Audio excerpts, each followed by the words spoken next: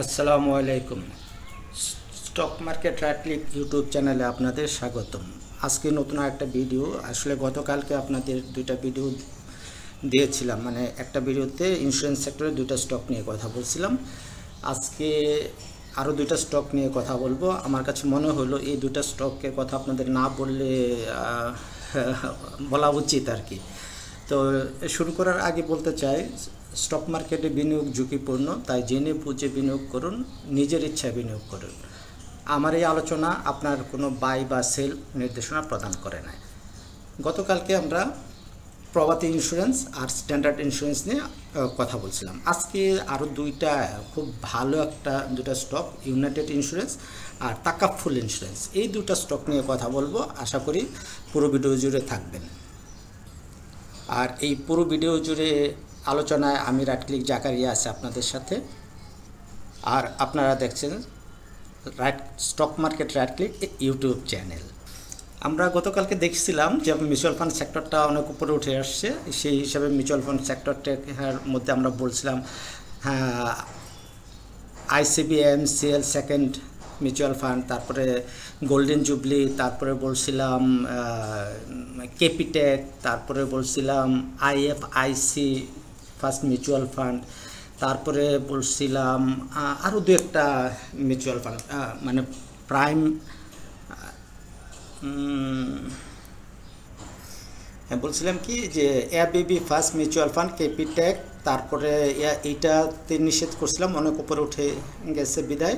তারপরে golden jubilee, যে ICBM-CL second mutual fund, এই IFICর কথা বলছিলাম। তারপরে বলছিলাম এই পপুলার মিউচুয়াল ফান্ড, এই মিউচুয়াল ফান্ডগুলির কথা বলছিলাম। আর তো আজকে আমরা কার কথা বলবো? আমরা চারটা ইন্স্যুরেন্সের কথা বলবো, যে দুটা গতকালকে বলে ফেলছি আর দুইটা বাকি আছে। একটা হলো আমাদের ইউনাইটেড ইন্স্যুরেন্স। হ্যাঁ, আমরা যদি ইউনাইটেড ইন্স্যুরেন্সে আসি তাহলে আমরা দেখব ইউনাইটেড ইন্স্যুরেন্সটা অনেক অনেক চমৎকার পজিশনে আছে। শর্টকাটে আমি আজকে বলে শেষ করি, একটু পরে ট্রেড শুরু হবে। 9:35 বেজে গেছে। দেখেন ভলিউমটা বাড়তেছে আমরা যেটা দেখি 920 MA20 আর 50 cross over, already MA20 50 cross over হয়ে গেছে। প্রাইস এই দুইটার উপরে আছে এবং গতকালকে একটা স্ট্রং একটা বুলিশ ক্যান্ডেল দিচ্ছে উইথ ভলিউম। তার মানে আমরা এটাকে একটা প্রপার জায়গা ধরতে পারি যে শেয়ারটাতে এন্ট্রি নেওয়ার জন্য।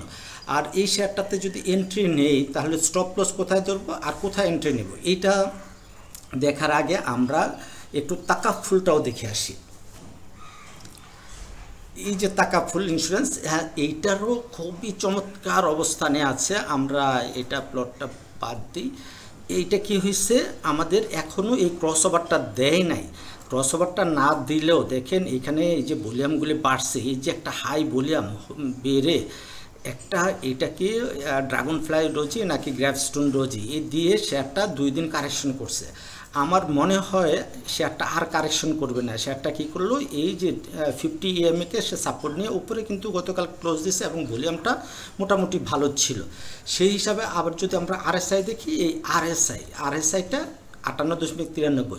তো এই শেয়ারটাতে যদি আপনি এন্ট্রি নিতে চান, আজকে এন্ট্রি নিতে চান, তাহলে অবশ্যই খেয়াল রাখবেন যে RSI-টা সাইডের উপরে আজকে ক্লোজ দিবে। যদি আপনি কনফার্ম হয় RSI সাইডের উপরে ক্লোজ দিবে, তাহলেই আপনি তাকাফুল ইন্স্যুরেন্সে আপনি এন্ট্রি নেবেন। আর তাকাফুল ইন্স্যুরেন্সে এন্ট্রি নিলে আপনি স্টপ লস পয়েন্ট আপনি ধরবেন 33 টাকা 50 পয়সা।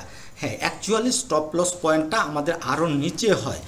যদি আজকে আপনারা শেয়ারটাতে এই 34 টাকা বা 33 টাকা 50 পয়সা এই দিকে আপনারা বাই করতে পারেন, তাহলে আপনারা স্টপ লস পয়েন্টটা ধরবেন এই জায়গাটা। ঠিক আছে, 33 টাকার আশেপাশে যদি আপনারা 33-50 আশেপাশে যদি আজকে শেয়ারটা কোনো সময় বাড়িয়ে দেয়, মানে আপনারা নিচে বসায় রাখেন, সকালবেলা আপনারা নিচে বসায় রাখেন 33-50, 33-20, 30-50 এইদিকে বসায় রাখেন।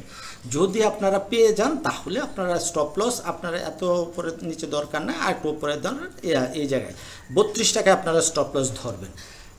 আর যদি শেয়ারটা কোনো রকমে এই 36 টাকাটাকে ক্রস করে উপরে ক্লোজ দিতে পারে, আজকে হোক কালকে হোক, তাহলে শেয়ারটা আর নিচে আসবে না। শেয়ারটা আপনাকে আমাকে প্রচুর প্রফিট দেবে, অনেক প্রফিট দেবে। প্রথম প্রফিটটা কোথা দিতে পারে, আমরা প্রফিটটা এই 40 টাকা 41 টাকা না, একবারে আমরা 44 টাকা আমরা দেখতে পাই। আমরা 44 টাকা থেকে আমরা এই শেয়ারটা 50 টাকা পর্যন্ত আমরা শেয়ারটা থেকে একটা প্রফিট পেতে পারি। আমরা যদি এখানে দেখি,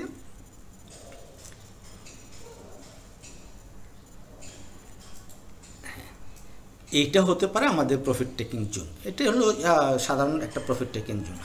সো আমরা এই শেয়ারটাতে আমরা এন্ট্রি নেব। ওই যে এন্ট্রি নেব, নেওয়ার আগে আমরা কনফার্ম হব যে RSI সাইডের উপরে স্টেবল হয়েছে এটা। আর যদি এটা না হয় তাহলে আমরা 33 টাকা 50 পয়সার আশেপাশে আমরা এন্ট্রি নেব, সকালে বসিয়ে রাখবো। এই ছিল আমার টাকা ফুল নিয়ে শর্টকাট ভিডিও। আসলে ট্রেড শুরু হয়ে যাবে, সেই কারণে তাড়াতাড়ি ভিডিওটা করা মনে হইলো। কালকে রাতে অনেক রাতে দেখলাম যে এই দুটা শেয়ার টাকা ফুল আর ইউনাইটেড ইন্স্যুরেন্স, এই দুইটাও খুব ভালো একটা জায়গায় আছে যে শর্ট টার্ম এন্ট্রি নিয়ে একটা ভালো প্রফিট করা যাবে ইনশাল্লাহ। সেই কারণে সকাল সকাল বসে গেলাম।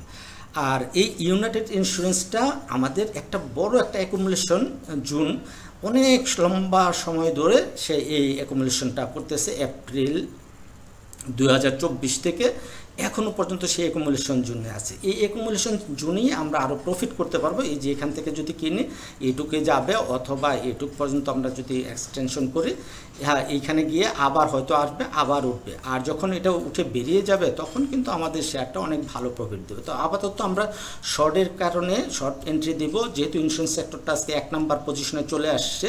সেই হিসাবে আমরা আজকে শেয়ারটা যে কোনো জায়গায় আমরা এন্ট্রি দেই, আমরা স্টপ লস ধরব এই জায়গাটা। আমরা স্টপ লস দেবো আমরা এই জায়গায়, হ্যাঁ, কত 35 টাকা। আমরা 35 টাকা একটু লম্বা স্টপ লস হয়ে যায়, তারপরেও আমরা আরেকটা স্টপ লস আমরা কাউন্ট করতে পারি। যেহেতু লম্বা হয়ে যায়, আমরা এইটা কত 37 টাকা, আমরা এই 37 টাকা স্টপ লস ধরে এই শেয়ারটাতে এন্ট্রি নেব। STOP স্টপ LOS প্লাস 37 টাকা। হ্যাঁ, আমরা যে জায়গায় আজকে এন্ট্রি নেই আমাদের স্টপ লস থাকবে 37 টাকায়। এটা ধরে আমরা শেয়ারটাতে এন্ট্রি নেব।